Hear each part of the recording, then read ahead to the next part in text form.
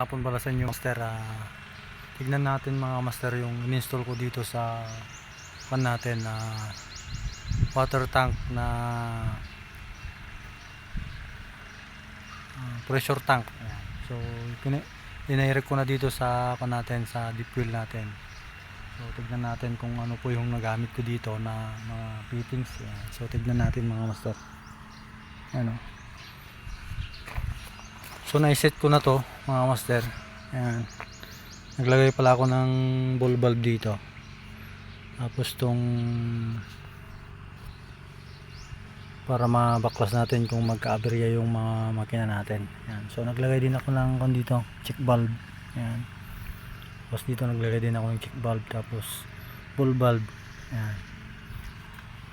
So pang samantala ko muna nilagay yan para may gagamitin silang tubig dito mga master. Ayan.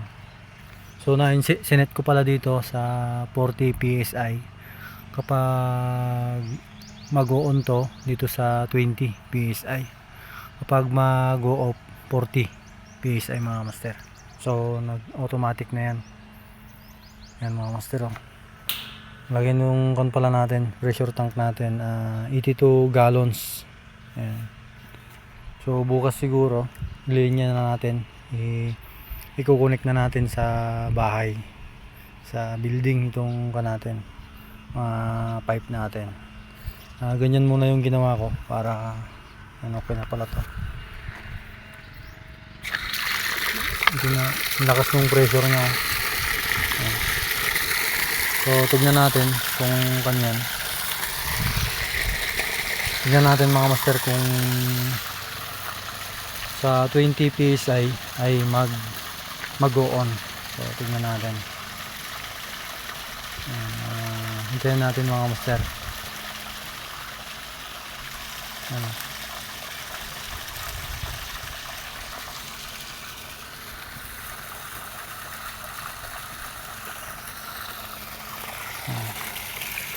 Tinudo ko na yung kanya para tignan natin kung talagang gagana yung kanya, switch on nya,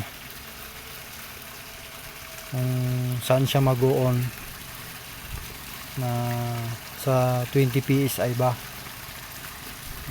Yan o, simple lang. Kaya ginagawa pala yung ball valve mga master, para pag dito kasi baka masagi nila,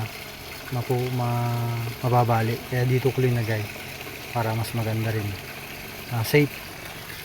Ayan, tignan natin mga master kung aandar yan sa 20 PSI. Ginamit ko pala dito mga master, 3/4 lahat, 3/4 mga master.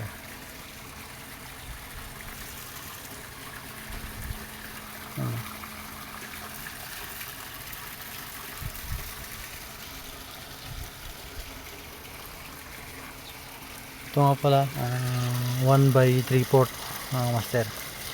Ayan, gano'n na siya, 20 PSI. So mag-off mamaya dito sa 40. So patayin na natin to mga master.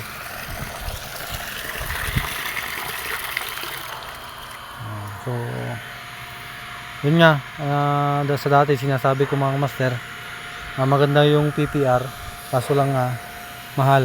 Ayan, ang nagastos ko siguro dito, ang pinangbili ko dito mga andun sa kwan, kung lahat-lahat, kasi hindi isa lang yung pinagbilang ko, kasi yung mga iba wala sa mga hardware.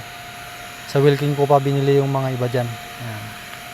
In-estimate ko pumunta yan sa mga andun sa kwan, sa 9,000 lahat yan, yung accessories nya, yung mga fittings lang, hindi pa nakasali yung tanke. Kasali na yung kanya gauge nya, kasali na rin to sa 9,000. Ayan mga master, ang update sa project natin. Sana nakatulong. Pag-share naman po mga master.